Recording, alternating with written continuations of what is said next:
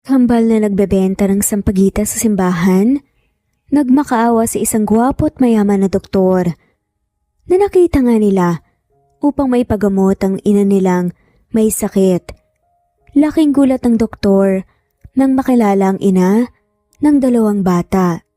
Ito ang babaeng nakasiping niya noon. Paano nga ba nangyari ito? Maaga pa lang rinding-rindi na nga ang tenga ni Benedict sa ina. Sanay na naman siya pero hindi niya pa rin maiwasang mabingi at magsawa sa sinasabi ng sariling ina sa kanya. Anak, 30 years old ka na pero wala ka pa rin asawa at anak. Paninermo ng ina kay Benedict habang naglalakad sila papasok ng simbahan. Mom, I don't have time for that. Simpleng sagot na nga lamang ni Benedict.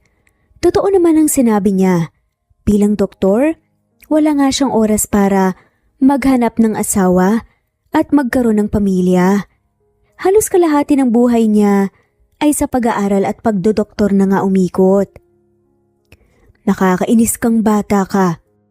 Kung alam ko lang na magiging ganto ka, sana hinayaan na lang kitang maging tambay noon para may anak at asawa ka na ngayon. Sabi pa nga ng ina niya, napailing na nga lamang si Benedict. Alis na nga po ko. Paalam na nga lamang ni Benedict nang mahatid nga sa loob ng simbahan ang ina. May pasyente pa pong naghihintay sa akin. Sada nga lamang niya. Kitang-kita niya ang pagsungit nga ng ina. Puro ka pasyente, pasyente. Naiintindihan ko naman ang trabaho mo pero reklamo nga nito. Hindi na nga natapos ang sasabihin. Ma'am, doktor po ako.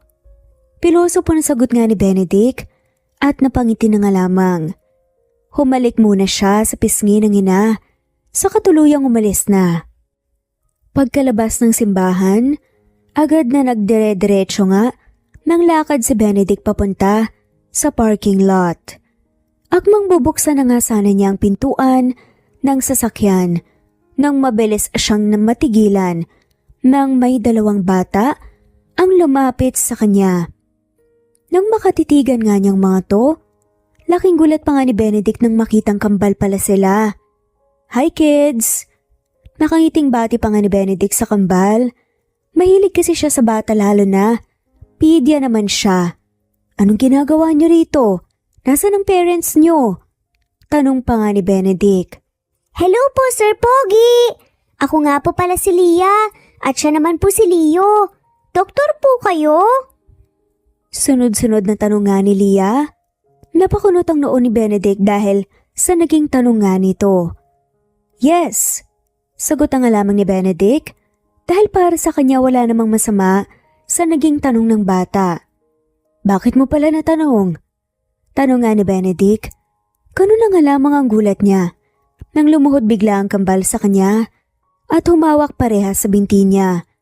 Sa gulat hindi kaagad siya nakapagsalita o gumalaw. Doktor, tulungan niyo po ang mama namin.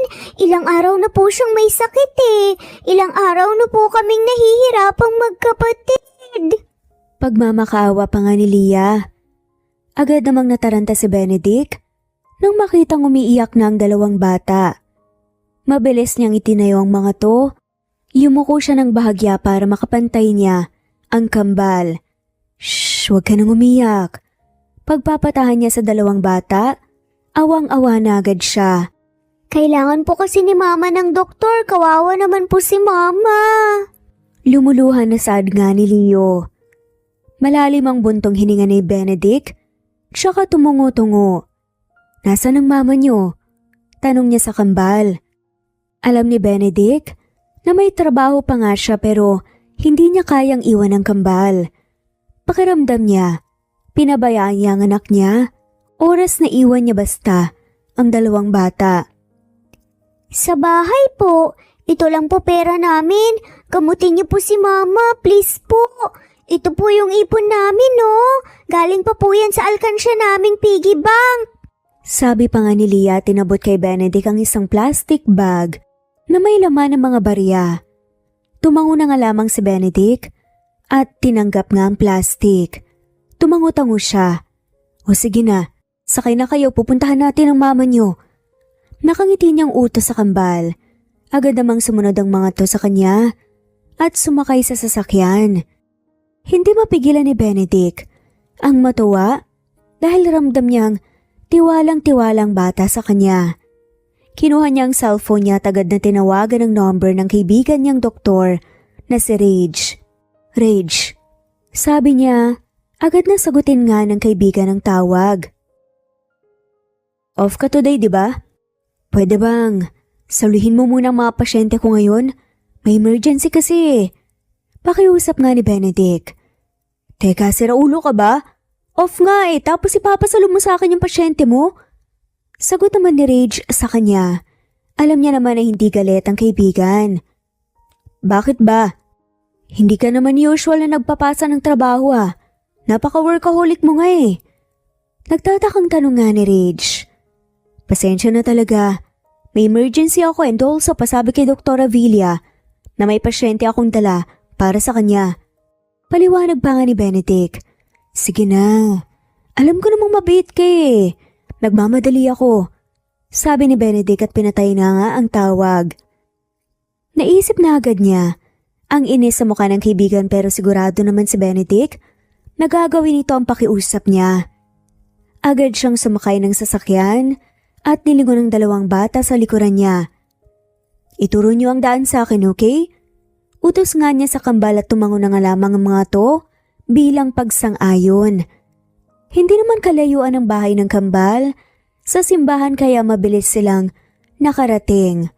Nang makita ni Benedict ang tirahan ng kambal, hindi niya mapigilan ang sariling hindi maawa. Nang makarating sila, agad silang pumasok. Doon niya agad nakita ang isang babae na balot ng kumot habang nakahiga sa kahoy na upuan. Gustong matawa ni Benedict. Kinakabahan siya na hindi niya maipaliwanag. Hindi niya maintindihan ng sarili niya. Bakit nga ba siya kinakabahan ng sobra-sobra sa hindi niya maipaliwanag na dahilan? Mama, may doktor po kaming kasama. Mama, gising na po. Sigaw nga ng kambal at lumapit sa ina. Sumunod naman si Benedict sa kambal. Paggising ni Leah sa ina, ngunit hindi ito gumagalaw.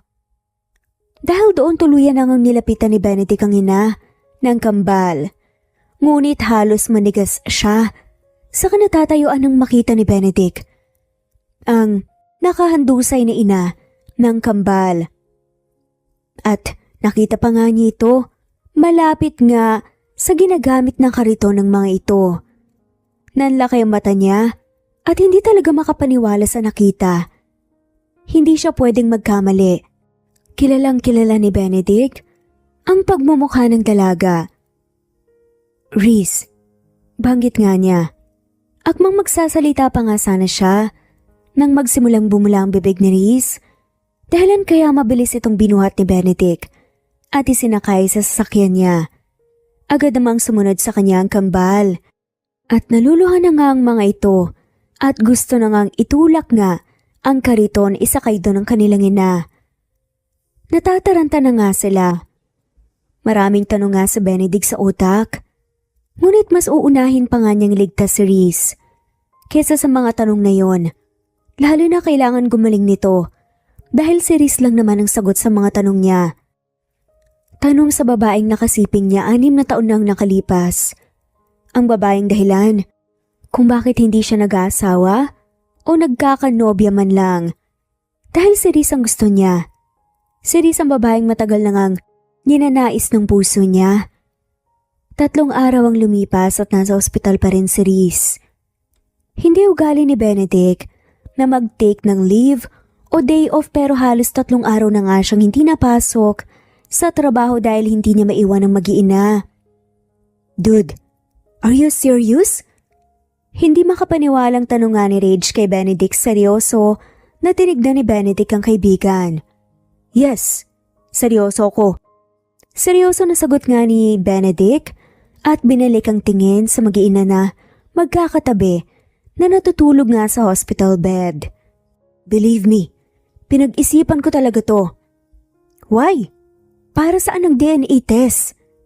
Takang tanong nga ni Rage. Gulong-gulo pa rin talaga siya. Hindi kasi niya alam ang buong kwento.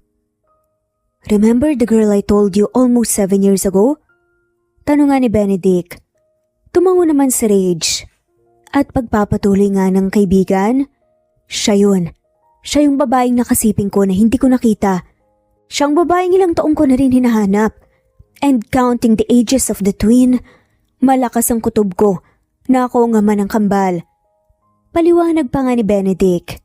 Kita niya ang pagkamangha sa mukha ng kaibigan. Paano kung di ikaw ang ama? Anong gagawin mo? Tanong pa nga ni Rage sa kanya. Humarap si Benedict sa kaibigan. Paninindigan ko. Sagot ni Benedict hindi maipintanga ang reaksyon ng kaibigan niya. Gaya ng sabi ko sa iyo noon pa, hindi ako mag-aaksaya ng taon ng paghahanap sa kanya kung hindi ako seryoso sa kanya. Now na nasa harap ko na siya, maybe I can finally do a move and I like kids. I don't care. Kung di ko man sila anak, ang mahalaga ay kaya ko silang mahalin na parang sarili kong mga anak. Tatanggapin ko sila kahit hindi sila sa akin. Mahabang sagot pa nga ni Benedict. Seryoso siya sa sagot niya. Alam niya sa sarili na hindi na nga magbabago yun. Dahan-dahan na nagmulat nga ng mata si Reese. Sobrang uhaw at pagod pa rin ang katawan niya kahit pakaramdam niya ay ilang araw nga siyang tulog. Nang maglinga nga siya, nang tingin, agad nga niyang nakita ang kambal na nakaupo sa sofa at nanonood nga ng TV. Anak, marahan niyang tawag sa kambal at agad namang humarap ang mga to kay Reese. Nang marinig ang boses ng ina, dali-daling tumayo ang kambal sa pagkakaupo sa sofa. Tumakbo palapit sa ina. Mahigpit na yumakap nga ang kambal kay Reese. Mama, mabuti naman po at gising ka nang. Tagal po kayong natutulog eh. Hindi nga alam ng kambal kung matutuwa sila o maiiyak. Anak, paano tayo napunta dito? Tanong pa nga ni Reese sa anak na si Leah, ang matanda sa kambal. Tinulungan po kami ni Doktor po na Pogi. Ang bait-bait po niya talaga, Mama. Tuwang-tuwa na sagot nga nito. Ha? Hindi nakuha ni Reese ang sinagot ng anak. Akmang magtatanong pa nga sana siya nang bumukas ang pintuan ng hospital room at pumasok nga ang isang lalaki.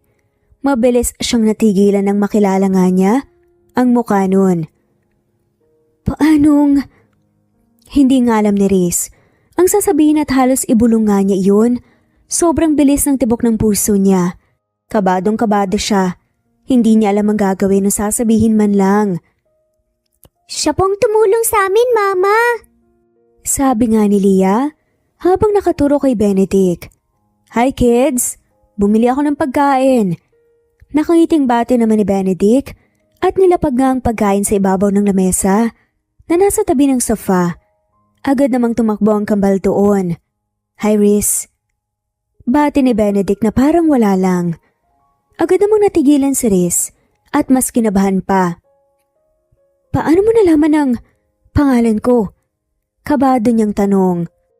Ngumiti naman si Benedict at naupo nga sa upuan na nasa tabi lang ng kama ni Reese. Sinabi ng mga bata. Simpleng sagot ni Benedict. Tila nabunutan nga ng tinik si Reese sa dibdib kung kaya't nakahinga siya ng maluwag.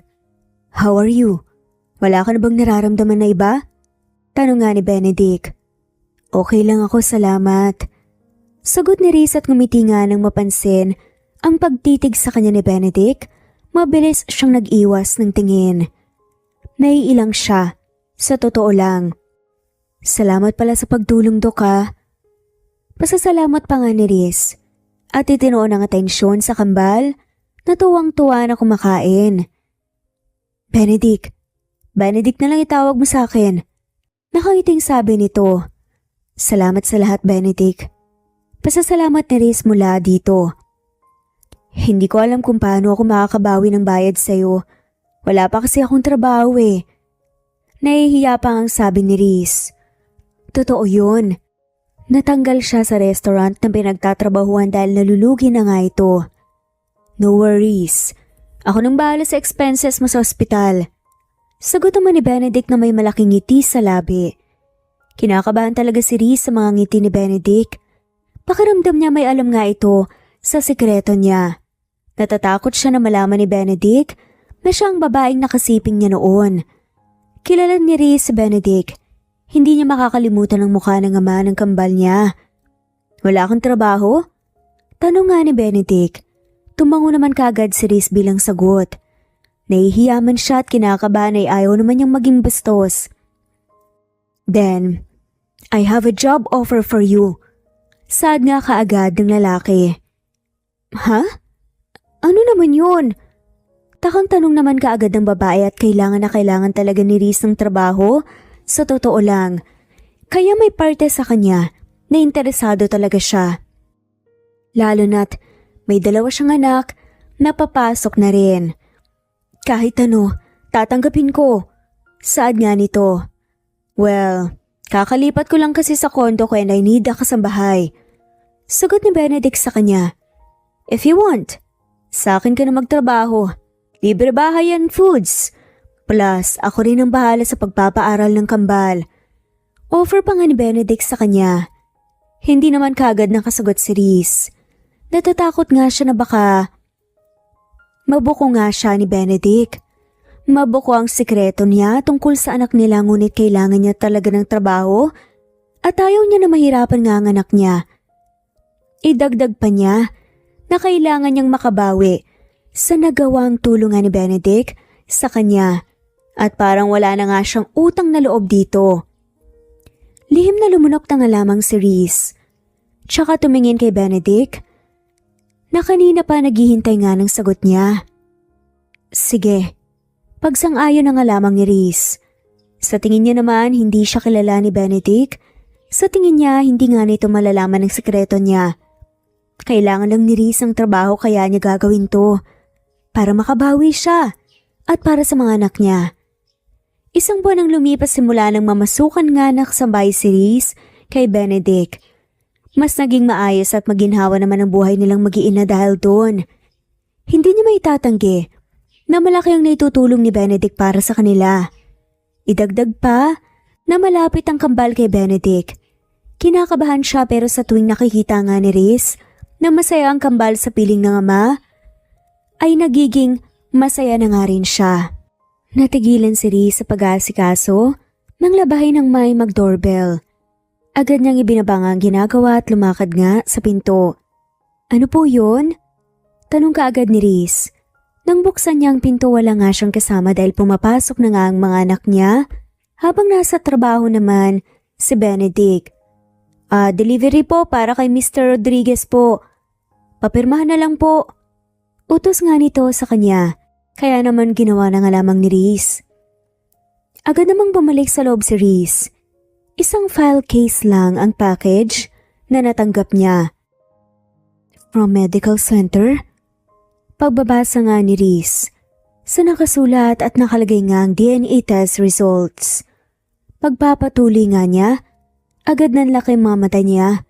Kabadong-kabado siya. Dahil sa nabasa, iba talaga ang kutob niya.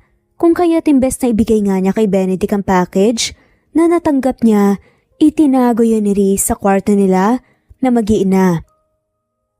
Alam kong mali. Alam ko na may hinala na siya. Hindi ko alam pero hindi pa ako. Kabado nga niyang sabi sa kanyang sarili. Halos hindi nga niya maituloy ang sinasabi dahil sa kaba. Hindi niya sigurado kung para kanino ang DNA test result.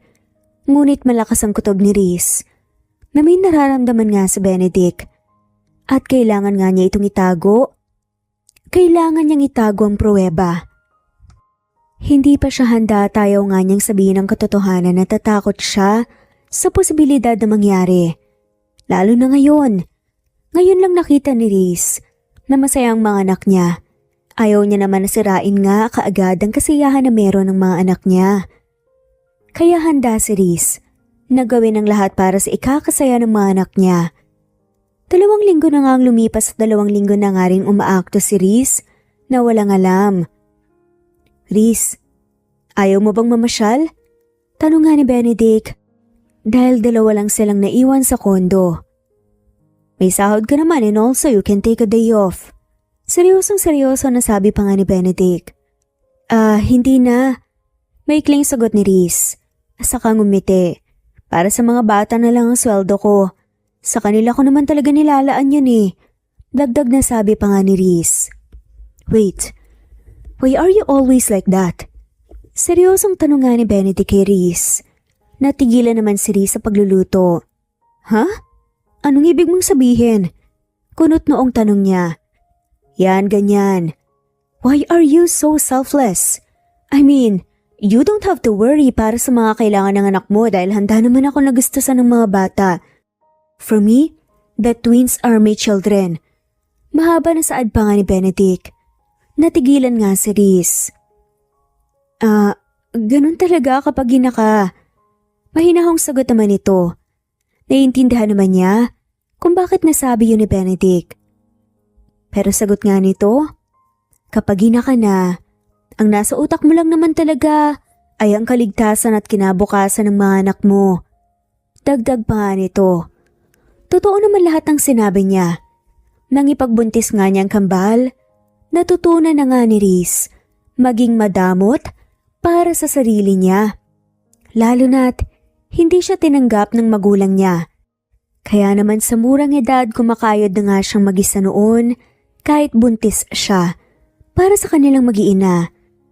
Laking pasalamat na nga lamang talaga niya noon. May kaibigan siyang tumulong sa kanya kahit papaano. How about, let's go sa mall. Ngayon, my treat. Nakangiting yaya pa nga ni Benedict. Agad pa nga nitong nginitian ng babae na parang matutunaw na nga. Si Reese. Agad namang umiling-iling ang babae at hiyang-hiya na nga siya kay Benedict dahil napakarami na nga nitong naitulong sa kanya. At alam ni Reese na marami pa nga siyang kasalanan sa binata kung kaya't mas nahihiya nga siya. Why? Kunot noong tanong ni Benedict. Tumayo ito sa pagkakaupo at lumapit nga kay Reese. Napataras naman si Reese sa kanatatayuan. Look, kung nahihiya ka, don't be. Hayaan mo naman na maramdaman mo yung ipinaparamdam ko sa'yo. Yung pinaparamdam sa'yo ng iba na hindi masamang pagbigyan ng sarili. Pagpapaliwanag ni Benedict kay Reese at ngumiti ng malaki. Nakakahiya kasi Ben eh. Hindi mo naman ako obligasyon pero sobra-sobra na ang ginagawa mo para sa akin. Para sa amin. Grabe na rin yung mga nagagastos mo lalo na sa mga bata, nakakahiya naman. Kung pati ako gagastusan mo. Pagpapaliwanag nga ni Reese. Gustong-gusto niyang tanggihan lahat ng alok ni Benedict pero sadyang makulit talaga ang binata. It's fine. Sagot nito sa kanya at ngumiti ng malaki. Hinawakan ni Benedict ang kamay niya, dahilan para mapalingon siya roon. Let's go? Tanong nga nito. Pero may trabaho ka pa. Katwiran pa rin ni Reese. Umaasa na mababago pa nga niya ang isip ni Benedict. Ayokong maging abala, Ben. Ako konsensya na sabi ni Reese at nagbabanga ng tingin. Hindi ka abala, Reese. Mahinahon na sabi ni Benedict. Dahilan para magangat nga ng tingin si Reese. Let's go? Ako nang bahala sa'yo, okay? Kalmado na sabi ni Benedict. Huminga ng malalim si Reese at tumungo na nga lamang. Sigurado naman siya na wala na nga siyang magagawa. Alam niyang mapilit si Benedict at no choice na nga talaga siya. Halos sumakit na nga ang ulo ni Reese sa kakaikot nilang dalawa ni Benedict sa mall at mas sumasakit ang ulo niya tuwing nakikita niya ang presyo ng mga pinagbibili ni Benedict para sa kanya at para sa kambal. Ben, tama na. Awat nga ni Reese. Akmang papasok pa si Ben. Sa isang store at agad nga itong inawat ni Reese. Why? May isang oras pa naman ako bago ang work. Takang-taka na tanong nga ni Benedict. Anong why? Hindi mo pa nakikita yung mga bitbit mo? Hindi makapaniwalang sabi ni Reese.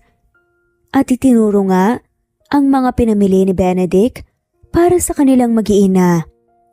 Nilingon nga ni Benedict yun, tsaka siya nagbalik ng tingin kay Reese.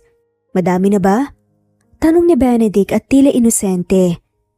Sobra-sobra pa nga eh. Napakamot na nga lamang si Riz sa sariling noo. Okay na yan lahat. Are you sure? Paninigurado pa nga ni Benedict at sunod-sunod na tumango naman si Riz bilang sagot at ngumiti. Fine. Napipilitan na sagot na nga lamang ni Benedict. Ano ka ba? Okay na talaga. Salamat ng marami, Ben, na-appreciate ko ang lahat. Ngiti naman ang pasasalamat ni Riz. Matutuwa panigurado ang mga bata sa mga binili mo para sa kanila. Dagdag pa nga niya. Ikaw? Biglang tanong nga ni Benedict. Napakunot naman ng noon ni Riz. Anong ako? Relevant ba yun? Takang tanong pa nga niya. Natuwa ka ba sa mga pinamili ko para sa'yo? Tanong pa nga nito. May malaking ngiti sa labi. Ha? Oo naman. Sagot ni Riz. Ngayon ko lang naranasan ng ganito kaya masaya ako syempre. Na nagawa mo sa akin ng mga ganito kahit hindi tayo magkaano-ano. Nakangiti na sabi pa nga ni Riz. Gusto ko lang naman mapasaya ka. And I don't want you to be hard with yourself. Malambing na sabi ni Benedict. Tara na. Iatid na kita. Pabalik ng kondo. Yaya pa nga ni Benedict at tumango na nga lamang si Riz. At sumama na nga rin kaagad pa uwi. Isang linggo ang lumipas at saktong walang pasok ang mga bata, kaya naiwan nga sila sa bahay. Nasa ospital naman si Benedict dahil wala na nga itong leave. Mama, pwede po bang magtanong? Wala po ba kaming papa? Curious na tanong nga ni Leah. Natigilan na nga lamang si Riz at hindi alam ang sasabihin. Hindi niya ina-expecto. Sa buong buhay nila na mag-iina ngayon lang nagtanong ang bata tungkol sa ama nito.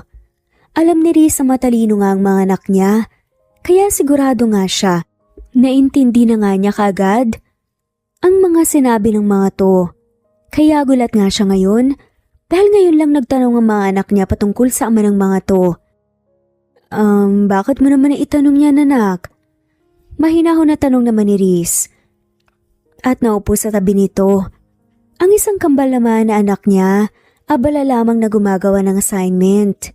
Hindi niya alam kung nakikinig. Nakita ko po kasi po na may papa po ang kaklase ko eh. Kaya tinanong po nila ako bakit wala daw po akong papa. Hindi ko naman po alam ang isasagot ko dahil sapat naman na po kayo para sa amin, mama. Kaya na-curious po ako at tinatanong ko din po kayo. Simpleng sagot pa nga ni Leah. Malalim na bumuntong hininga si Riz at hinapit ang anak para mayakap nga niya ito. Anak, may papa ka, okay? Sagot naman ni Riz sa anak. Nasan po? Kunot noong tanong ni Leah. Hindi alam ni Riz ang isasagot sa anak, ngunit tayaw niyang magsinungaling ng kung ano-ano lang. Nag-work si papa mo. Sagot na nga lamang ni Riz. Pero babalik pa po ba siya? Oo naman, babalik pa yon. Talaga po? Excited na tanong nga ni Leah sa ina. Tumango-tango na nga lamang si Riz bilang sagot. Nang makita niya ang saya sa mukha ng anak, alam niyang kailangan niya na magsabi ng totoo. Total, alam naman ni Riz na darating at darating talaga sila sa oras na kailangan nga nilang ilabas ang katotohanan. Dahil naniniwala nga si Riz na walang sekreto ang hindi nabubunyag. Gusto niyo na ba siyang makita?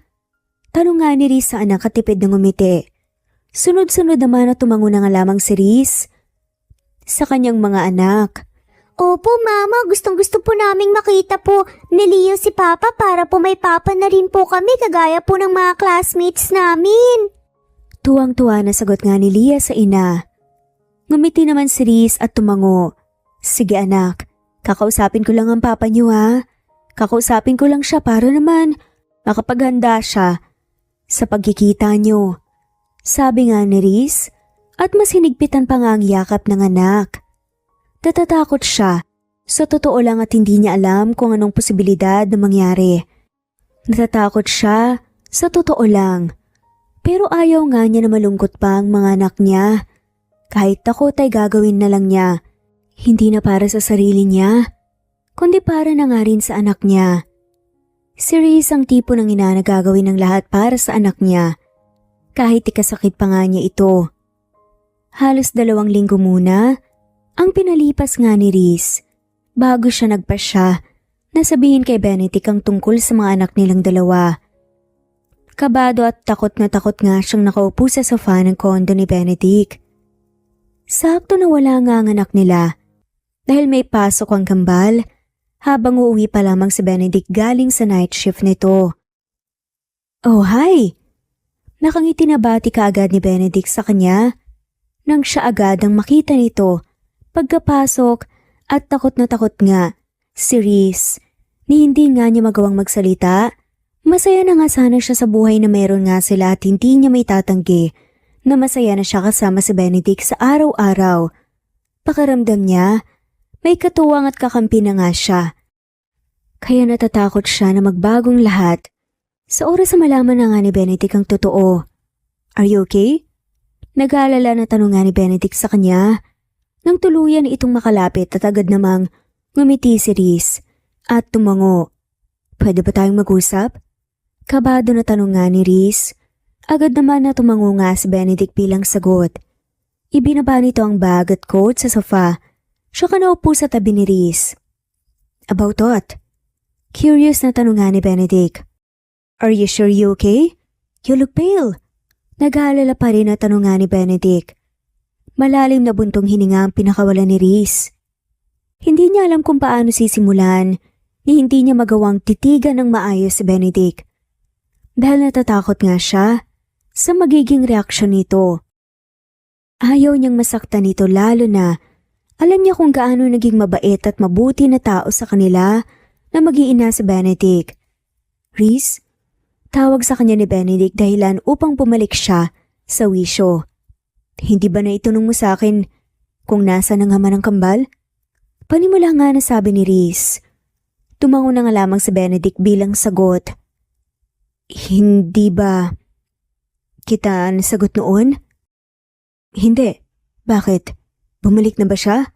Nagpakita na ba siya? Sunod-sunod na tanong nga ni Benedict. Hindi sumagot si Reese. Bagkus, kinuha niya ang tinatago niyang DNA test results na alam niya na matagal nang ang inaantay ni Benedict. Kitang-kita niyang kumunot ang noo ng binata habang tinatanggap ang inaabot niya. Bakit nasa iyo to? Taka na tanong nga ni Benedict. Ang nakangiti at masayang aura nga nito kanina ay biglang nawala. So all this time, alam mo? May galit sa tono nga ng pagtatanong nito. Kinakabahan na tumangutango si Reese bilang sagot. Bakit hindi mo sinabi? Dahil ba tamang hinala ko? Mariin na tanong nga ni Benedict. Damang-dama ni Reese ang galit nga at gigil sa tono nito. Oo. Sagot nga ni Reese. Hindi ko naman ginustong itago eh. Anong hindi ginusto? Hindi mo ginusto, Reese? Halos 5 buwan na tayong magkasama sa isang bahay ni minsan hindi mo naisip na sabihin sa akin na ako ang ama ng kambal sa loob ng 5 buwan. Putya naman oh! Gigil nga na nanlilisik ang mata. Nasaad nga ni Benedict sa kanya. Ito na nga ang kinatatakutan ni Reese. Ito na ang matagal na nga niyang ayaw na mangyari. Pero kailangan nga niya itong panindigan. Tuluyan na siyang naluha. Natakot lang ako. Hindi ko alam kung paano. Pero natakot ako na baka oras na malaman mo na itinago ko ang kambal. Na anak mo ang kambal, ilayo mo sila sa akin. Pagpapatuloy nga ni Reese, napaliwanag at tuloy-tuloy din ang pagbagsak ng mga luha niya. Panay pa rin ang hikbi niya. Hinanda na naman niya ang sarili niya, ngunit hindi akalain ni Reese na sobrang bigat pala sa dibdib. Reese, pinagkait mo sa akin ang kambal. You think magiging kalmado pa rin ako? Hindi may paliwanag na tanong nga ni Benedict sa kanya. Langya naman oh. Anak ko sila eh. Mga anak ko ang nilayo mo, Reese. Galit na sigaw ni Benedict at masamang tinignan si Reese. Hindi niya magawang magsalita dahil mas lumakas pa nga ang iyak niya. Nahihirapan na nga si Reese magsalita, sobrang sakit ng taong naging mabuti sa kanya. Napalitan ng galit ang nararamdaman patungkol sa kanya. I'm sorry. Umiiyak na paumanhin nga ni Reese at naglakas loob na tumayo saka Lumapit kay Benedict at marahan nga siyang lumuhod sa harapan nito. Anong ginagawa mo? Galit ako, pero hindi ako magiging masamang tao sa'yo. Malalim ang buntong hininga, ang pinakawalan nga ni Benedict. Dinig na dinig ni Riz ang bigat ng paghinga nito. Alam na ba ng kambal? Tanong ni Benedict. Mabilis na umiling si Riz bilang sagot. Pero hinahanap na nila ang papa nila. Sabi ni Riz, kita niya ang kinang sa mata ni Benedict nang marinig yun. Hinahanap ka na nila. Ang alam nila nagtrabaho ka, kaya hindi ka nakakauwi sa amin ng ilang taon. Pagkukwento nga ni Riz. Ano na lang sasabihin ng kambal oras na malaman nilang ako ang ama nila? Seryoso na tanong nga ni Benedict. Gusto ko ng kambal, Ben. Sigurado akong mas gugustuhin nila na ikaw talaga ang ama nila oras na malaman nila. Paninigurado naman ni Riz at tipid ng ngumiti. Maya-maya pa ay sasabihin na nga ni Riz. Sasama ako. Seryoso na sabi ni Benedict at tumango na nga lamang si Riz. I hate the fact na itinago mo sa akin ang lahat pero ayoko kitang kamuhian dahil nakita kita kung paano naging mabuting ina sa mga anak ko. Malalim nitong sabi.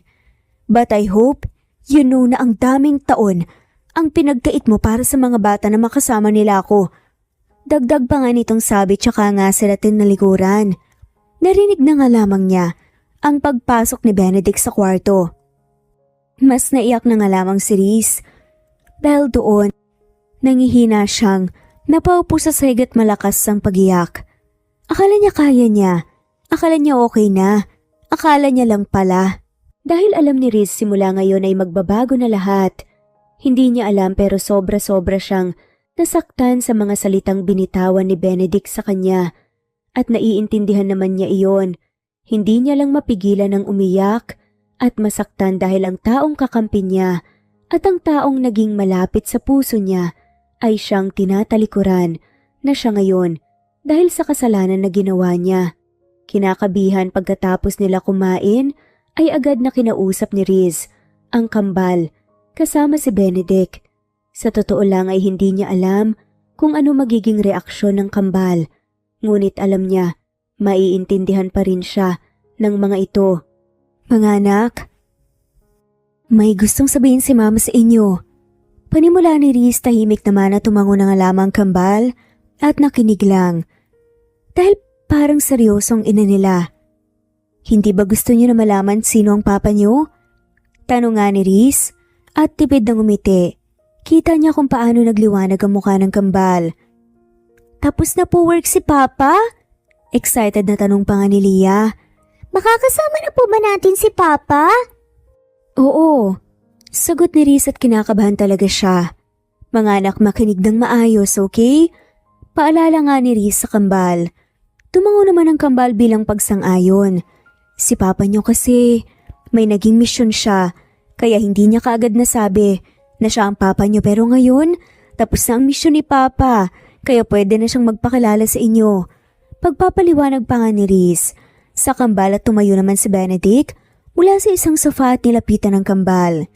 Kitang-kita nilang dalawa ang gulat sa mata ng kambal. Si Tito Doktor po ba si Papa? Gulat na tanong ni Leo at tumango naman si Riz bilang sagot. Mama, ang misyon po ba ni Papa ay tumulong po sa mga tao kaya hindi po siya nagpakilala kaagad sa amin? Hala po, ang astig! Si Papa po pala yung superhero natin eh.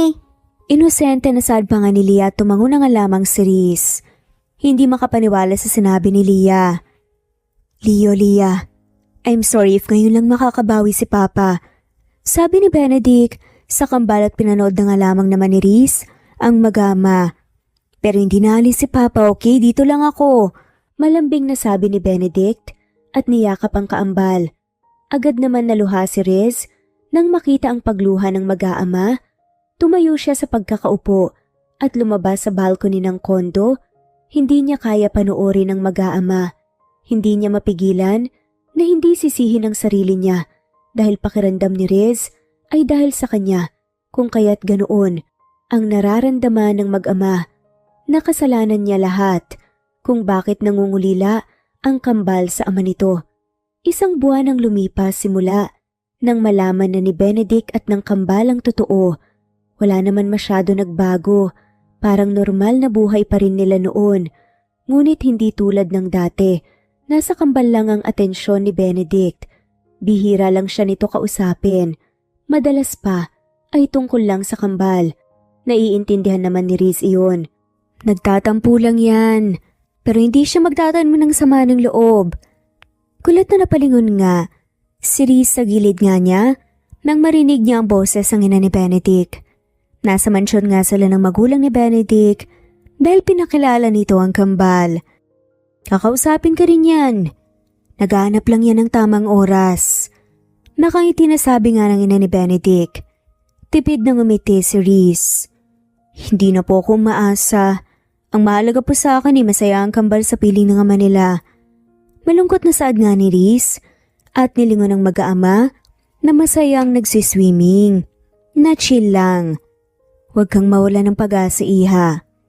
Pagukumbinsi nga ni Ginang. Malambot yung puso ng anak ko.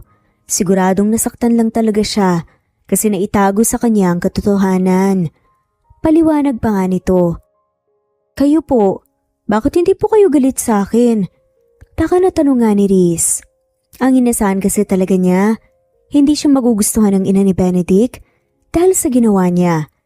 Kaya hindi niya akalain na tatanggapin nga din siya nito, lalo na ang kambal. Alam ko naman kasi na hindi mo ginusto ito, iha. Bilangin na minsan gagawin talaga natin ang mga bagay na akala natin makakabuti sa mga anak natin. Nakangiti na nga nitong paliwanag. Hindi ko po alam kung paano namin naayusin ang ugnayan naming dalawa. Pagkukwento pa nga ni Riz. Gustong gusto niya na makipagayos kay Benedict. Gustong gusto na nga ni Riz na bumalik sila sa dati. Dahil aminado siya. Hindi nga niya may tatanggi. Nasasaktan siya. Sobra-sobra nga siyang nasasaktan lalo na alam niyang iniiwasan siya ni Benedict. Suyuin mo lang yan. Bibigay din yan. Natatawa na sabi ng ina ni Benedict na siyang pinagtaka naman niya. Hindi mo ba alam na hinanap ka niya ng halos 2 taon? Pabalik-balik yan sa Batangas, makita ka lang ulit. Pagkukwento pa nga nito at nagulat naman si Riz sa nalaman. Paanong hinanap po? Takang tanong ni Riz. Wala man lamang siyang ideya sa sinabi nga ng ina ni Benedict sa kanya. Masyado kasing honest yung batang yan sa akin palibhas sa nag-iisa kong anak. Inamin niya sa akin na may naka one night stand daw siya at gusto niya raw ang babaeng yun. Gusto raw niyang panindigan kaya hinanap niya. Nang hinanap kaso, nakailang balik na siya sa Batangas hindi pa rin niya nakikita. Pagkukwento nga ng ina ni Benedict, napaawang naman ang labi ni Riz. Ginawa niya po talaga yun? Hindi makapaniwalang tanong nga ni Riz. Tumango na nga lamang ang Ginang Baylang sagot at ngumiti. Oo, kaya nga ayaw niyan mag-asawa eh. Kahit ayaw niyang aminin sa akin, umaasa pa rin yan na makikita ka. Sa halos 5 taon, puro ospital at aral lang ginagawa niyan. Pagpapatuloy na kwento pa nga ng Ginang. Kaya sigurado ako lalambot yan sa'yo. Suyuin mo lang. Nakangiti na advice pa nga ng ina ni Riz. Hindi pa rin makapaniwala si Riz sa nalaman. Sa totoo lang, nang lingunin niya ang pool area, laking gulat nga niya na nakatingin pala sa kanya si Benedict. Hindi niya napansin na pinapanood pala siya nito habang nakikipag-usap siya. Ngunit mabilis na umiwas na nga lamang ng tingin si Benedict nang makitang nakatingin na rin si Riz sa kanya. Huwag mo sanang sukuan ng anak ko gaya ng hindi niya pagsuko sa'yo. Biglang sabi nga ng ina ni Benedict. Kaya nilingon ulit nito ni Riz. Nakikita ko na magiging masaya at maganda ang magiging pamilya niyo kung sakali. Hindi mo man aminin ngayon, iha. Alam ko may nararamdaman ka para sa anak ko. Nakangiti na sabi ng Ginang at tinapik ang balikat niya. Nagpaalam ito na papasok na. Nilingon ni Riz si Benedict na ngayon ay masayang nakikipaglaro na nga sa mga anak nila. Malalim ang buntong hininga na ginawa ni Riz. Tama naman ang ina ni Benedict at sumasang-ayon si Riz doon.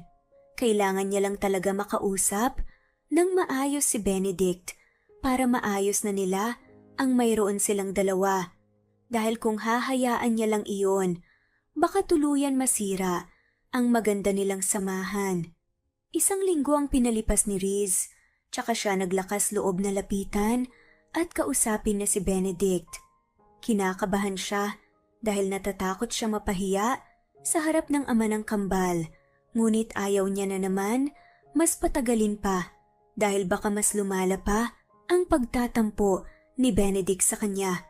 Gabing-gabi na at napatulog na ni Riz ang kambal, kung kaya't mabilis siyang lumabas sa kwarto nila mag-iina at lumakad patungo sa kwarto ni Benedict. Ilang beses siyang kumatok, ngunit subalit walang nagbubukas, kung kaya't alam na agad ni Riz kung nasaan si Benedict. Kabado siyang umakyat ng rooftop ng kondominium at hindi nga siya nagkamali nang marinig niya ang ingay ng tubig mula sa pool kung saan naglalangoy si Benedict.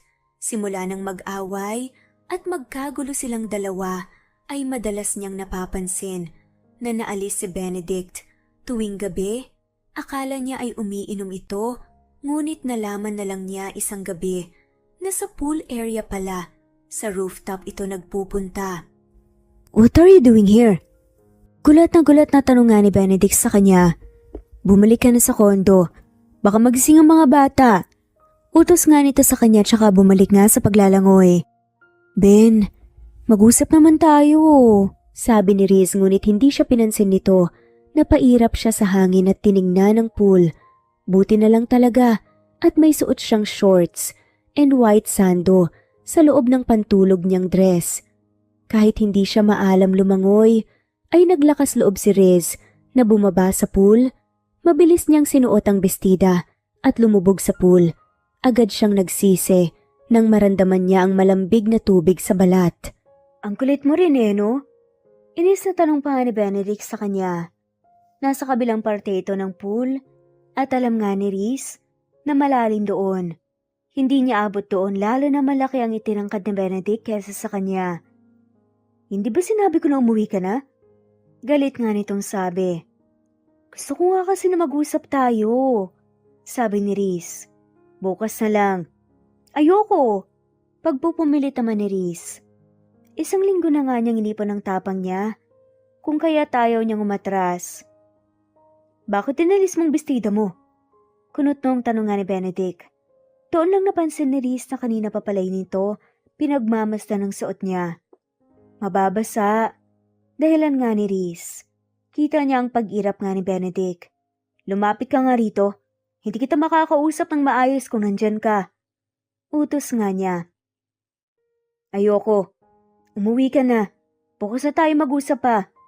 Pag-ulit naman ni Benedict sa sinabi at muling lumublob sa tubig. Inis naman na nagpapadyak si Riz. Hanggang dibdib niya na nga ang tubig at hindi niya sigurado kung gaano kalalim ang parte na nilalangoyan ni Benedict. Pero kung kailangan niyang magsakripisyo gagawin niya para lamang magkaayos sila. "Ben," kinakabahan niyang tawag sa pangalan nito. Palayo na kasi siya at palalim na rin ang napupuntahan niya. "Hindi ako maalam lumangoy," kabado niyang sabi at saglit na tumigil sa gitna hanggang tainganan niya ang tubig. Tumitingkayad lang siya kaya siya nakakahinga. "Ben," hindi niya natapos ang sasabihin nang may sumulpot bigla sa likuran niya.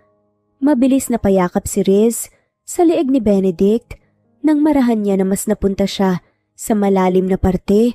Dahil sa gulat, hindi niya na maramdaman ang sahig ng pool.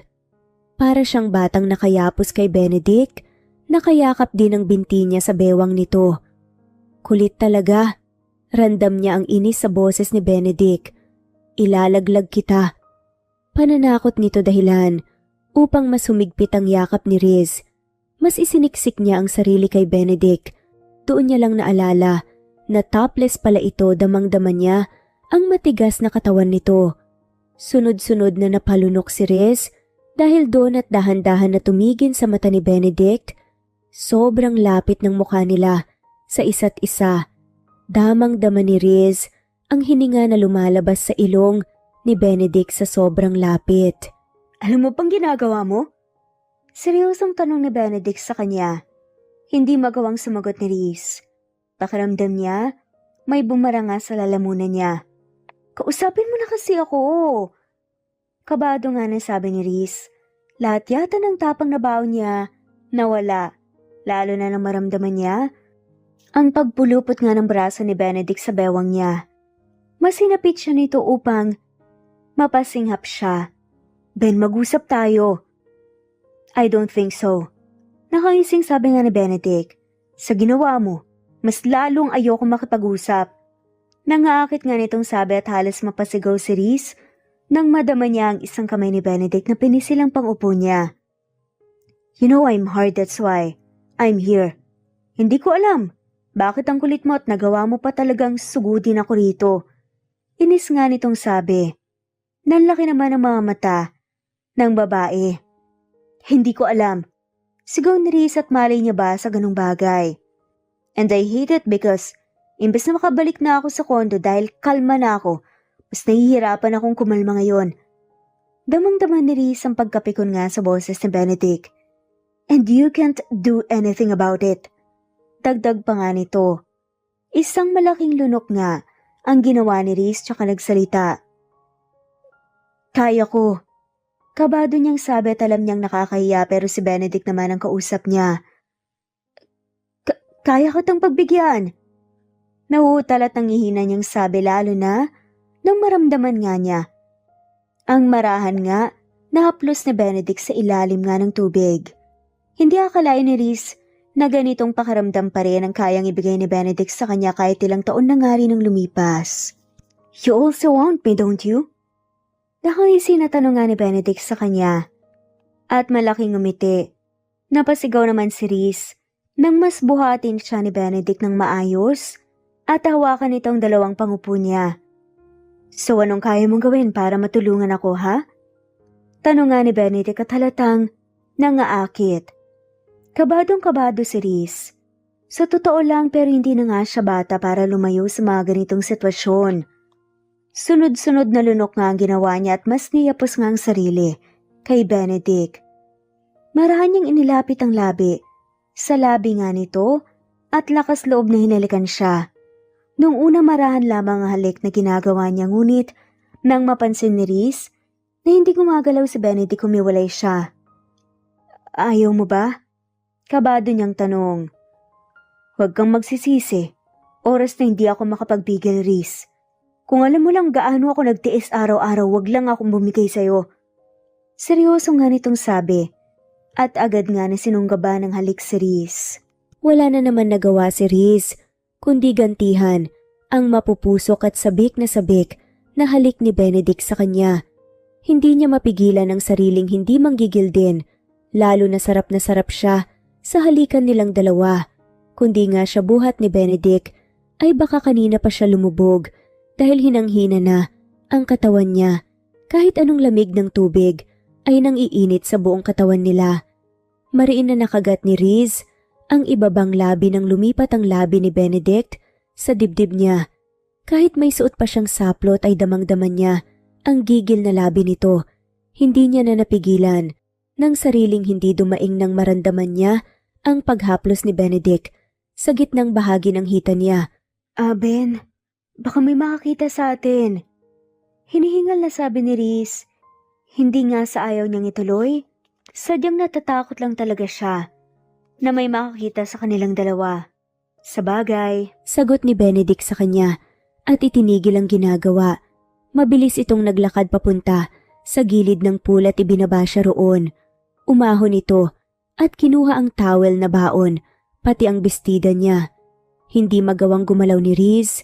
Hinang-hina siya, nangiinit talaga siya. Akmang tatayo sana siya nang mapaupo muli siya. Lambot na lambot ang binti niya. Narinig niya naman ang mayabang na pagngisi ni Benedict. Masama niya itong tinignan. Yan pala ang ginawa ko. Hinang-hina ka na? Nakaising nga nitong sabi. Paano pa kaya ang gagawin ko sa'yo sa kwarto ko? Nangaakit pa nga nitong sabi. Gulat naman si Reese sa narinig. Mabilis nga siyang napatili nang buhatin siya bigla ni Benedict. Paharap. Ano akala mo? Tapos na tayo? Tumatawa pa nga nitong sabit kinakabahan tuloy ng sobra-sobra bigla si Riz. Baby, we're not done yet. Wala pa tayo sa exciting part. Sad pa nga nito. Sabi nito, bago siya binigyan ng halik sa labi at saka nagsimula maglakad paalis ng rooftop. Kabado man ngunit alam ni Riz na gusto rin niya ang gagawin nilang dalawa. Kinabukasan ay sobrang sakit ng katawan ni Riz nang magising. Gising na ang diwa at katawan niya, ngunit hindi niya magawang gumalaw mula sa pagkakahiga sa kama. Hanggang ngayon ay damang-dama pa rin ni Riz ang gigil at pananabik ni Benedict sa kanya kagabi. Hindi niya akalain pagkatapos ng ilang taon ay muli niyang mararanasan iyon at talagang sa lalaking nakauna pa sa kanya, ang ama ng kambal. Hinatid ko lang ang kambal. Sabi nga ni Benedict sa kanya nang makita nga siya nitong gising. Kakapasok lang nito sa kwarto at naupo nga sa tabi niya. Kamusta ng pakiramdam mo? Tanong nga nito at ramdam nga niya ang concern sa boses nito. Ewan, ang sakit eh. Simple nga niyang sagot. Linis na rin naman si Riz dahil tanda nga niyang pinaliguan muna siya ni Benedict bago nga siya tuluyang nilamon ng antok. Ben. Masuyong tawag nga ni Riz sa kanya. Yes, baby? Tanong nga sa kanya ni Benedict at humiga ulit ito at yumakap sa bewang niya. Isiniksik nga ang mukha nito sa leg niya. Okay na ba talaga tayo? Kabado nga na tanong nga ni Riz. Hindi niya kasi alam kung ayos na ba talaga sila dahil sa tingin niya, hindi naman talaga sila nag-usap ng masinsinan at ginawa lang nila ang kagabi. Yes. I'm sorry if nagtagal ang tampuhan natin. Malambing na sabi ni Benedict sa kanya at hinalikan ng pisngi niya. Nagtampo lang talaga ako but doesn't mean I don't love you. Mahal mo ko? Tanong nga ni Riz at gusto niyang matuwa na hindi maipaliwanag. Tumango na nga lamang si Benedict bilang sagot. Of course, matagal na. Hindi ba obvious? Sagot pa nga ni Benedict. Ikaw, mahal mo ba ako? Tanong naman ito sa kanya. Napangiti naman si Riz at marahan nga na umikot paharap kay Benedict. Yumakap siya, sabay sabing, Oo naman. Hindi ko alam kung kailan nagsimula basta alam ko mahal kita. Hindi ko naman ibibigay muli ang sarili ko sa iyo kung wala eh. Seryosang sagot ni Riz. I'm so sorry. Dahil tinago ko sa iyo ang matagal kong nararamdaman. Paghingi niya ng paumanhin. It's alright, baby. Sabi naman ni Benedict at mas yumakap pa nga sa kasintahan. We do mistakes, and we learn from it basta no more secrets, okay? Paalala pa nga nito. Tumango na nga lamang si Riz. No more secrets. Mahal kita, Ben. Mahal din kita, Riz. Malambing na sabi ni Benedict na siyang kinangiti na nga lamang ng malaki ni Riz. Tama nga ang ina ni Benedict. Kailangan lang suyuin ni Riz si Benedict dahil noon pa man, mahal na nito si Riz. Ilang buwan ang lumipas at hindi na mabilang ni Riz kung ilang beses na may nangyari sa kanila ni Benedict. Hangang-hanga na siya dahil kahit doktor si Benedict ay nagagawa pa rin nito ang ganitong bagay. Baby, bakit kailangan mo pa kasing mag-work sa labas? Masuyong tanong nga ni Benedict sa kanya. Nakayakap ito sa kanya habang nanonood sila ng movie. Sa kwarto na nga ni Benedict natutulog si Riz. Simula pa noon. Mahal, ayoko naman iaasa sa iyo lahat. Sagot naman ni Riz at umayos nga ng pagkahiga. Tsaka hindi pa naman ako sigurado kung magtatrabaho talaga ako eh. Dagdag pa nga nito. Wag na lang. Tutol naman ni Benedict sa kasintahan. Walang magbabantay sa mga bata. Pagdadahilan pa nga nito at natawa na nga lamang si Riz dahil alam niyang nagdadahilan lang ito. Wag ako ha. Natatawang sabi ni Riz. Tuwing umaga naman ang trabaho ko sa cafe eh. Uuwi rin ako saktong uwian ng mga bata, wala akong shift tuwing Sabado at Linggo. Kaya please, payagan mo na ako magtrabaho. Pakiusap pa nga ni Riz sa kasintahan. Bumuntong hininga na nga lamang si Benedict at wala na nga itong nagawa pa, kundi ang tumungo na nga lamang bilang pagsang-ayon. Ayaw namang tutulan ni Benedict ang kalayaan ng kasintahan. Kahit alam niyang kaya niya naman na buhayin ang mag-iina niya, at alam niya din sa sarili na may pinanghahawakan nga si Riz para sa sarili. Basta, kung kaya wag pilitin, okay? Paalala pa nga ni Benedict sa kasintahan at mas natawa na nga lamang si Riz. Naintindihan nga ni Riz na ayaw lang talaga siyang pagtrabahuin ni Benedict. Sa dami kong naging trabaho sa buhay ko, walang-wala sa akin ang pagiging waitress, Ben. Kaya wag ka na mag-alala, okay? Paalala nga niya. Fine. Sagot na nga lamang ni Benedict. Basta, kapag ayaw mo nang magtrabaho, wag ka nang magtrabaho. Hindi ako nagdoktor para maghirap lang kayo. Sabi nito, napangisi na lang si Riz at napailing. Madalas talaga ay nayayabangan siya sa kasintahan. Halos 2 linggo ang lumipas, simula nang magtrabaho si Riz. Noong una ay maayos naman ang pagtratrabaho niya.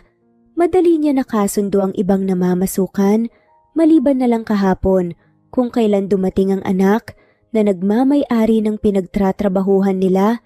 Ayaw naman ni Riz mag-assume, ngunit pakiramdam niya malaki ang galit sa kanya ng anak na babae ng boss nila na si Sheila. Riz! Malakas ang sigaw na tawag nga kay Riz ni Sheila. Dali-dali namang itinigil ni Riz ang ginagawa at tumakbo nga. Papunta nga sa loob ng kitchen kung saan niya narinig ang sigaw. Bakit po? Hinihingal niyang tanong. Maghugas ka rito. Utos nga nito sa kanya at itinuro nga ang tambak na hugasin. Mama ko na po. Saad nga ni Trina, ang dishwasher talaga ng cafe na pinagtatrabahuan nila. Trabaho ko naman po talaga to eh. Sabi pa nga nito. Mataray na tinignan nga ni Sheila, si Trina. Huwag kang mangialam rito, pwede ba? Mataray na sabi ni Sheila at humarap nga kay Riz. Ikaw ang maghugas dito. Siguraduhin mo na matatapos mo lahat ng yan bago matapos ang shift mo. Masungit na utos pa nga nito, saka sila nilayas. Napabuntong hininga na nga lamang si Riz. Lakas talaga ng problema nun. Sada nga lamang nito, sabay bumuntong hininga. Kundi nga lang niya nire-respeto ang ina ni Sheila na boss nila. Baka nakapatol na nga si Riz sa inis. Sorry hingi ng tawad na nga lamang ni Trina kay Riz. Tipid na ngumiti naman si Riz sa katrabaho. Okay lang. Simpleng sagot ni Riz. Ayaw niya naman madamay ang mga katrabaho niya, lalo na alam at randam ni Riz na sa kanya mainit ang dugo ni Sheila. Hindi niya alam kung bakit at ano ang dahilan nito. Gustuhin man ni Riz magtanong, ngunit ayaw niya na lumaki pa ang gulo sa pagitan nila. Hanggang kaya niya magtiis ay gagawin niya. Tutal para sa kanya, ang mga inuutos ni Sheila sa kanya ay mga normal na gawain lamang. Bakit kaya ang init ng ulo sa'yo ni Ma'am? Taka na tanong ni Irina sa kanya na nagpupunas ng plato na tapos niyang hugasan. Hindi alam ni Riz kung sinasadya na ba talaga dahil sa tuwing patapos na siya maghugas ay may dumadating na hugasin. Kalahating oras na lang ay out niya na at kailangan niya na makaalis agad dahil susunduin pa ni Riz ang kambal. Hindi ko rin alam. Sagot nga ni Riz pakiramdam niya. Nabunutan siya ng tinik sa dibdib nang matapos na nga niyang lahat ng hugasin. Sabi pa naman nila mabait ang anak ng boss natin. Nung nakita ako parang kaaway na ang tingin sa akin. Dagdag pa nga ni Riz at napailing. Baka inggit sa'yo. Sabi naman ni Rina. Natawa na nga lamang si Riz. Ano namang ikakainggit niya sa akin? Natatawa na tanong ni Riz habang nagpupunas ng kamay. Hinubad na niya ang suot na apron at naglakad sa locker room nila. Kinuha niya ang gamit niya at handa na sana lumabas ng kitchen nang biglang pumasok si Sheila na galit ang mukha. At saan ka naman pupunta? Galit na tanong nga ni Sheila kay Riz nang makita niya itong nakabag na. Hindi pa tapos ang shift mo, diba? Galit na sabi nito. Ma'am, 5 minutes na lang po tapos na ang shift ko. And also ginawa ko na po ang mga trabaho ko na hindi ko naman po kailangan gawin ngayon. May mga anak pa po akong susunduin eh. Tila naubos na nga ang pasensya na sabi ni Riz. Nilagpasan na nga lamang siya ng babae. Wala na siyang pakialam kung mawalan kaagad siya ng trabaho. Pero ayaw niyang mag-antay ang kambal sa kanya. Ngunit mabilis na pahinto sa paglalakad si Riz. Nang makalabas siya sa kitchen, ay nakita niya si Benedict kasama ang ina nito. Agad siyang lumapit sa mga ito. Gulat na gulat dahil hindi niya inaasahan na makita ang mag-ina. Magandang hapon po. Magalang nabati nga ni Riz sa ina ni Benedict at nagmano. Bakit po pala kayo nandito? Tanong niya. Narinig ko kasi na dito ka pala nagtatrabaho, iha. Pag-aari ito ng kaibigan ko kung kaya't gusto sana kitang kamustahin. Nakangiti na sagot nga ng ginang. Tipid na ngumiti naman si Riz. Maayos naman po ang trabaho ko rito. Hindi ka ba ginugulo ni Sheila? Gulat na nilingon nga ni Riz ang boyfriend. Bakit kilala mo yun? Takang-taka nga niyang tanong. Well, iha, that is why I'm visiting you because nalaman ko na umuwi na pala ang buruhan na anak ng kaibigan ko, which is si Sheila.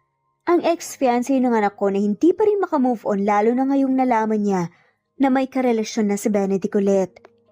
Mahinahon na paliwanag ng ginang kay Riz. Napaawang naman ang labi ni Riz. Nakuha niya na agad. Bakit mainit ang dugo sa kanya ni Sheila? Ngayon ay alam na niya ang rason. Bakit ganito sa kanya ang anak ng boss nila? Tita Belle, hindi niyo naman sinabi na pupunta pala kayo rito. Sabay-sabay nga silang napalingon nang biglang sumilpot si Sheila. And why are you talking to this waitress? Mataray na tanong pa nga nito. Stop acting like that, Sheila. Inis na sabi nga ni Benedict. I know kilala mo si Riz, ang girlfriend ko. Dagdag pa nga nasabi ni Benedict at hinawakan ng kamay ng kasintahan. Kitang-kita ni Riz kung paano nagalit ang mukha ni Sheila dahil sa nasaksihan. So it's true na ang babaeng ito palang pinili mo kasi sa akin. This ugly cheap single mom ang reason bakit ayaw na ayaw mo akong pakasalan? Galit na tanong nga ni Sheila. Para bang wala itong pakialam sa paligid. I thought, it's only rumor. I can't believe this, Benedict. Talagang ginawa mo ang cheap single mom na to. Panginsulto pa nga nito. Kundi lang pinipigilan ni Riz ang kasintahan, alam nga niyang mananapak na nga talaga ito ng babae. Laking pasalamat na nga lamang ni Riz na hawak nila ang kamay ng isa't isa. You know what, iha? Ang layo ng ugali mo sa nanay mo. Matari na sabat naman ng ina ni Benedict. And you know what? I'm so thankful na hindi ko na pinilit noon pa man na pakasalan ka ng anak ko. Ang pangit pala ng ugali mo. Bakit mo ginagawa yan, ha? Seriously, tita? You are choosing that cheap ugly girl over me? Hindi makapaniwalang tanong ni Sheila. Galit na galit ang mga mata nitong nilingon si Riz. I knew it. Kaya pala hindi kita magustuhan. You deserve everything what I did to you. Gigil na sigaw pa nga ni Sheila. Alam mo, pikon na talaga ako sa'yo. If you think I'm cheap, then think about it. At least nalaman mo na may utak ka. Hindi mo nga lang ginagamit sa tama. Saad naman, ni Riz ng palaban. Ako single mom? Sa tingin mo ba talaga yon? Pero alam mo ba na si Benedict ang ama ng kambal ko? Pangasar pa nga ni Riz. Mabait at mahaba nga ang pasensya niya. Sa lahat sa totoo lang pero hindi niya ugali na magpapi sa mga taong wala namang ambag sa buhay niya. What? Gulat na tanong nga ni Sheila. Ngumisi naman si Riz at kitang-kita niya ang gulat sa mukha ni Sheila. Para bang ayaw pang maniwala sa narinig. Hindi yun totoo, tita, diba? Sinasabi niyo lang yan because you don't like me with your son. Pangungumbinsi pa nga nito. Sorry. Nagsasabi ng totoo ang daughter-in-law ko. Palaban na sa adaman ng ginang. Ang ina nga ni Benedict. Ang cute nga ng mga apo ko eh. Kamukhang kamukha niya. Pagmamayabang pa nga nito. No, I can't believe this. Galit na galit nga nitong sigaw. Mas dumarami ang customer na napapalingon sa kanila. Akong naging fiancé mo, Benedict. Bakit hindi ako minahal mo? Panunumbat pa nga nito. Stop being overdramatic, Sheila. Alam mo mula sa pool, hindi kita gusto. You just forced my mother to agree in that stupid arranged marriage. Inis na sigaw pa nga ni Benedict. Hinigpitan naman ni Riz ang hawak sa kamay ng kasintahan. And stop this nonsense already. Hindi kita minahal at si Riz talaga ang mahal ko. At kung hindi mo matanggap ang katotohanan, then don't. Seryoso na sabi pa nga nito. Mga agaw ka? Sigaw ni Sheila kay Riz at akmang sasaktan na nga siya nito, pero naunahan nga ito ni Riz. Pwede ba? Pikong-pikon na ako sa'yo. Pinahihirapan mo na nga ako sa trabaho tapos gagaguhin mo pa ako? Ang lupit mo rin no? Look, kung may past issues ka sa boyfriend ko, okay, wala akong pakialam doon pero ang idamay ako pati ang mga anak ko, pati ang trabaho ko. Wag na. Tara na Ben, nag-aantay na sa atin ng kambal. Yaya nga ni Riz, dahil ayaw nga niyang pahabain pang usapan. Dahil baka masapak pa nga niya ito. Nauna na lumabas si Riz na siyang agad naman na sinundan ng mag-ina. 1, 2, 3, hindi na alam ni Riz kung ilang linggo na ang lumipas simula nang mag-resign na siya sa trabaho niya sa cafe para hindi na sila magulo ni Sheila. No choice naman siya kundi tanggapin ang trabaho ng asawa upang maging assistant nito sa clinic. Kahit ang totoo ay wala naman siyang ginagawa roon kundi mag-ayos ng mga papeles at bumili ng pagkain nila magkasintahan.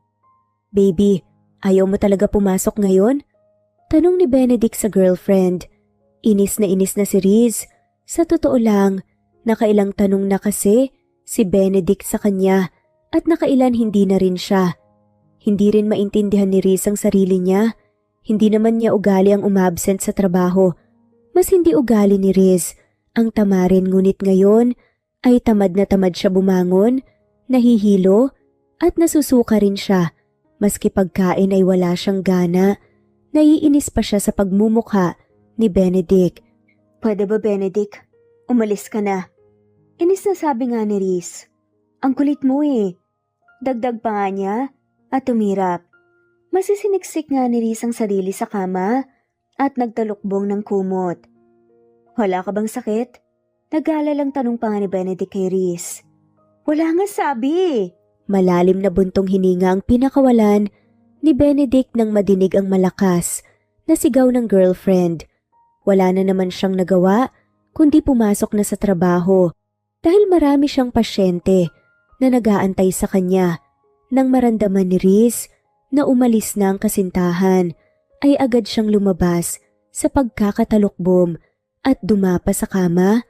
Akmang pipikit na sana siya nang maramdaman na naman niyang masusuka siya kung kaya't dali-dali siyang tumakbo papunta ng bathroom. Nakakainis na. Hirap na sabi nga ni Riz. Halos ilang araw na nga siya nasuka ng suka. Hindi niya lang pinapahalata sa magama dahil ayaw nga ni Riz sa mag-alala pa nga ang mga to. Wala na ang kinakain ng tao, suka pa ng suka. Inis na sabi pa nga ni Riz sa sarili. Nang matapos siya sa bathroom, ay agad siyang bumalik sa kama at nahiga. Sobrang sama ng lasa niya, hinang-hina siya, ni hindi niya maintindihan bakit ganito nararamdaman niya. Baka nasobrahan na ako sa puyat. Sabi pa nga ni Riz sa sarili at nawili kasi siyang manood ng cartoon nitong nagdaang gabi. Kaya siguro ang sama ng lasa ko, baka kailangan ko lang talaga matulog. Kumbinsi nga ni Riz sa sarili at tumango-tango pa nga siya. Mabilis siyang nahiga sa kama at ipinikit ang mata. Dala na rin ng sama ng pakiramdam ay hindi naman nahirapan makatulog si Riz. Marahan na nagising si Riz nang makaramdam siya ng mahinang tapik sa balikat niya. Nang magmulat siya ay laking gulat niya na mukha ni Benedict ang sumalubong sa kaniya. Tapos na agad ang trabaho mo sa klinik? Gulat na tanong nga ni Riz. Pakiramdam niya ay kakatulog niya lang. Gabi na. Masuyong sada man ni Benedict sa kanya. Nanlaki ang mga mata niya, Hindi ka agad naniwala. Agad ding nilingon ang balcony ng kwarto at tama nga si Benedict kabinanga. Hindi ko alam. Hindi ko namalayan buong magdamag pala akong tulog. Sabi nga ni Riz, maski siya hindi makapaniwala na nakatulog na siya ng ganong kahaba. Do you trust me? Seryoso na tanong nga ni Benedict sa girlfriend. Napakunot naman ang noo ni Riz sa biglaang tanong ni Benedict. Ngunit tumango na nga lamang siya bilang sagot sa tanong nito. Ano ba talagang nararamdaman mo? Nag-aalalang tanong ni Benedict. Pumuntong hininga si Riz. Nahihilo tsaka nasusuka. Tapos walang gana, minsan naman naiinis ako sa ibang bagay lalo na sa'yo. Sunod-sunod na sabi ni Riz. Tapos laging antok, masakit ang ulo, ganun. Nag-try ka na bang mag-test? Tanong nga ni Benedict kay Riz at kumunot naman ang noo ni Riz at hindi matukoy nga ang sinasabi nito. Hindi sumagot si Benedict. Pagkus may kinuha nga ito sa drawer at tinabot nga kay Riz at nanlaki naman ang mga mata ni Riz nang makita niya kung ano yon. Pregnancy test? Sa tingin mo, buntis talaga ako? Tanong nga ni Riz at tumango naman si Benedict bilang sagot. Sigurado ka ba? Kabado na paninigurado ni Riz. Maraan na kinuha nga ang pregnancy test kit sa kamay ni Benedict. Halos magpipitong taon na nga siyang hindi gumagamit noon at hindi mapigilan ni Riz ang matakot at kabahan. Shh, huwag kang kabahan. Try it. Wala namang masama kung susubukan natin. Utos pa nga ni Benedict at ngumiti. Matagal na ngang napatitig si Riz sa kasintahan siya nagpalitan nga ng tingin. Sa hawak nga ng pregnancy test kit at sa mukha ni Benedict, wala na rin siyang nagawa kundi sumang-ayon na nga lamang. Tama naman si Benedict. Wala namang masama na mangyayari kay Riz kung susubukan niya. Halos 10 minutong lumipas at nagtagal na nga. Nang ganon, lumabas na nga ng bathroom si Riz. Naiiyak nang tinignan si Benedict na nakaabang na pala sa kanya. Anong resulta? Tanong nga ni Benedict, halata rin sa boses nito ang kaba. Hindi sumagot si Riz bagkus sinabot niya ang pregnancy test kay Benedict. Kitang-kita ni Riz kung paano nagliwanag at nagpalitan nga ng kinang ang mata ng dalawa. You were pregnant. Ngiti-ngiti sabi nga nito. Tuluyan namang naluha si Riz na iyak na nga siya dahil naalala niya ang unang pagbubuntis niya. Kung noon ay takot at kinakabahan nga siya, nang malaman niyang buntis siya sa kambal, ngayon kakaiba na, sapagkat may saya at galak na nga lamang na nararamdaman niya, lalo na nang makita nga niya ang saya sa mata ni Benedict. Agad na niyakap nga ni Benedict ang kasintahan ng sobrang higpit. I love you so much, Riz. Thank you for making me happy. I want to marry you so bad. I will marry you. As soon as possible. Emosyonal at malambing pa nga nasabi ni Benedict at yumakap na nga rin si Riz pabalik sa kasintahan. Mahal na mahal din kita, Benedict. Kayo ng mga anak natin. Thank you for not giving up on us, Ben. Handang-handa akong magpakasal. Malambing na sabi ni Riz at tuloy-tuloy pa rin ang luha. Then let's get married. Yaya nga ni Benedict at tumangutango naman si Riz. Magpapakasal ako sa'yo. Sagot nga ni Riz at nagyakapan nga sila habang umiiyak. Hindi niya akalain na mas may isasaya pa pala ang buhay nilang mag-iina. Hindi akalain ni Riz na may magmamahal pala talaga sa kanya. Hindi niya akalain na may katuwang na nga siya sa buhay ngayon, na si Benedict pa ang lalaking iibig niya sa kanya at magiging ama ng mga anak niya. Sa huli kinasal nga ang dalawa at muling nagsilang ng kambal. Doon ay mas nadama nga nilang mag-asawang saya at sarap ng pagsasama na puno ng tiwala at pagmamahal. May pagsubok man silang hinarap, ngunit kanilang nilagpasan at mas nagpatibay pa nga sa kanila, sapagkat ang tunay na pag-ibig ay nagtatagal at walang iwanan. At dito na nga po nagtatapos ang kwentong pagmamahalan ni Riz at Benedict. Maraming salamat po sa lahat ng mga walang sawang sumusubaybay at shoutout po sa mga sumusunod. Marian, Annalie Flor, Lily Roda Barcial, Alma Ebdao, Minda Tandok, Flores, Melinda Sano, Thelma Mora, Juliet Panlilio, Edna, Elvie, Delia, Fenavares, Sally Lariano, London Villas, Danica Selga, Lani Pardillo, Teresita Schmid, Charlie, Nora Bell Evans, Roger, Lloyd Salon, Bella, Nelly Ortiz, Mary Rose Carillo Jesusa, Enday Samante, Enday Lebra, Yolanda Tejida, Honey Villasenor, Tessie, Marichan, Ann Mariano, Wilma Guzman, Gabrielio, Liu, Maria Rica Natividad, Melanie Juan, Anita Hernando, Teresita Arevalo, Raquel Magno, Carmencita Falcon, Flordet, Nat Greenfax, Luz Templo Nuevo, Teresita Schmid, Flor Cabrera, Virginia Salazar, Luz Templo Nuevo, Leia, Madeline Tagle, Wilma Villafuerte, Isaac Ablon, Menchita de Belen, Federico, Mercy Edrosolo, Fe, Adamson Machas, Quinshano Ebas, Eli Ramirez Elizabeth Gilas, Arem Ruhi, Julius Edna Romero, Charlie Angelina Samia Emma Gadiano, Rosemary Vasquez, Lisa, Estelita Mahia,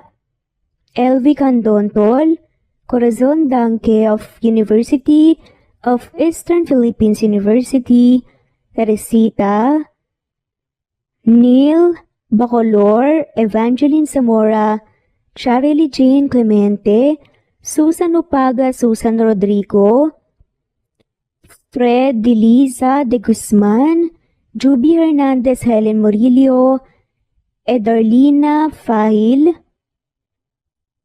Rosie, Juliet Kaday, Kuya Atok, Betty Losnong, Crescen, Susana, Tessie, Rumbawa, Lovina Galang, Aida Jurado, Emily Kinlog, Mirna Hamero, Liz Berito, Gabrielio, Juan Spotify, Imelda Fortes of Columbus City, Larry Malapaya, Dance, Remy's Life Official, Ellie Evangelist Anderson,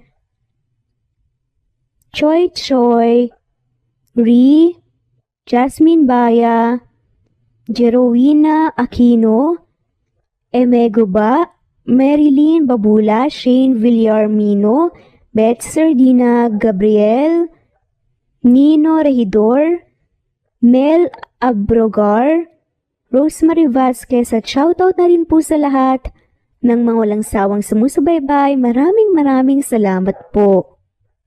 Veronica Briseño, Violeta Murillo, Teresita, Teresa Bulie, Christine Flores, Nesbeth Anaban, Flor Salvalion, Kuwait, Raquel Labay, Kuya Atok, Lani Pardillo, Eva Violeta, Presbyteres Rose, Amy Regalado, Teresita, Res Cavilla Havana, Precious, Lilian Nobebe, Eli Evangelista Anderson, Marziel Arcilias, Rosemary Palaganas, Rose Martinito, Ding Liege, Alexa Gomez, Jomira Bueno, Amy Fenavares, Irma Emma, Lali Emralino, Tortillas Gaming, Matea Estrera, Annalie Flor, Rosemary Tinito, Rosemary Palaganas, Excelsis Tagala, Emily Kinlog, Rosemary, Penning Escal, Neri Cabangon, Lucia Baldo, Rosemary Vasquez, Londono Villas, Faye, Rosemary, Angelo, Vicky Adlaon, Mercy Villantes, Rezeline Unday, Allen, Ace, Nino Regidor, Jeyo Cadtec, Escapades Matilda, Irma Valerio, Agustina Aniceto, Cecilia Alvior, Naitan Canada, Lily Roda Barcial, Eli Ramirez, Doris Day Pangan, Lynn Lee of Macau, Reyes, Rebecca Tezuka, Noel Macero, Rizalina Credo, Mitchie Karch, Romel Carion, Juliet Panlilio, Lynn, Merlilyn Zenny Marion, Wenoni Anya Lucas from Bacolod City, Merlina Aparata, Annalyn Nantes, Flordette, Lorena Utod, Faye, Anita Hernando, Rochan Rodriguez, Mary Rose Carillo Jesusa, Enday Samante Enday Lebra, Yolanda Tejida, Honey Villasenor, Tessie, Marichan, Ann Mariano, Wilma Guzman, Gabrielio, Liu, Maria Rica Natividad, Melanie Juan, Anita Hernando, Teresita Arevalo, Raquel Magno, Carmencita Falcon, Flordette, Nat Greenfax, Luz Templo Nuevo, Teresita Schmid, Flor Cabrera, Virginia Salazar, Luz Templo Nuevo, Leia, Madeline Tagle, Wilma Villafuerte, Isaac Ablon, Menchita de Belen, Federico, Mercy Edrosolo, Fe, Adamson Machas, Quinsiano Ebas, Eli Ramirez Elizabeth Quilas, Arem Ruhi, Julius Edna Romero, Charlie Angelina Samia Emma Gadiano, Rosemary Vasquez, Lisa, Estelita Mahia, Elvi Candontol, Corazon Danke of University of Eastern Philippines University, Teresita, Neil Bacolor, Evangeline Zamora, Charlie Jane Clemente, Susan Upaga, Susan Rodrigo, Fred Deliza de Guzman, Juby Hernandez, Helen Morillo, Edarlina Fahil, Rosie, Juliet Caday, Kuya Atok, Betty Losnong, Crescen, Susana, Tessie, Rumbawa, Lovina Galang, Aida Jurado, Emily Kinlog,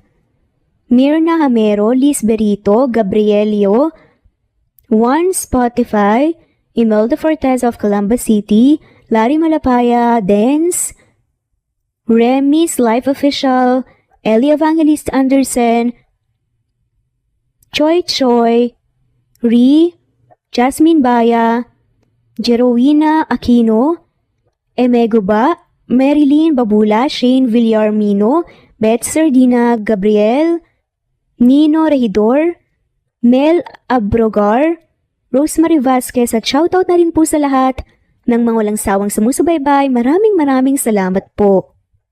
Veronica Briseño, Violeta Murillo, Teresita, Teresa Bulie, Christine Flores, Nesbeth Anaban, Flor Salvalion, Kuwait, Raquel Labay, Kuya Atok, Lani Pardillo, Eva Violeta, Presbyteros Rose, Amy Regalado, Teresita, Pres Cavilla Havana, Precious, Lilian Nobebe, Eli Evangelista Anderson, Marziel Arcilias, Rosemary Palaganas, Rose Martinito, Ding Liege, Alexa Gomez, Jomira Bueno, Amy Fenovares, Irma Emma, Lali Emralino, Tortillas Gaming, Matea Estrera, Annalie Flor, Rosemary Tinito, Rosemary Palaganas, Excelsis Tagala, Emily Kinlog, Rosemary, MM, Penning Escal, Neri Cabangon, Lucia Baldo, Rosemary Vasquez, Londono Villas, Faye, Rosemary, Angelo, Vicky Adlaon, Mercy Villantes, Rezeline Unday, Allen, Ace, Nino Regidor, Jeyo Cadtec, Escapades Matilda, Irma Valerio, Agustina Aniceto, Cecilia Alvior, Naitan Canada, Lily Roda Barcial, Eli Ramirez, Doris Day Pangan, Lynn Lee of Macau, Reyes, Rebecca Tezuka, Noel Macero, Rizalina Credo, Mitchie Karch, Romel Carion, Juliet Panlilio, Lynn, Merlilyn Zenny Marion, Buenoni Anya Lucas from Bacolod City, Merlina Aparata, Annalyn Nantes, Flordette, Lorena Utod, Faye, Anita Hernando, Roach Ann Rodriguez, at shoutout na rin po sa lahat ng mga walang sawang sumusubaybay. Maraming salamat po.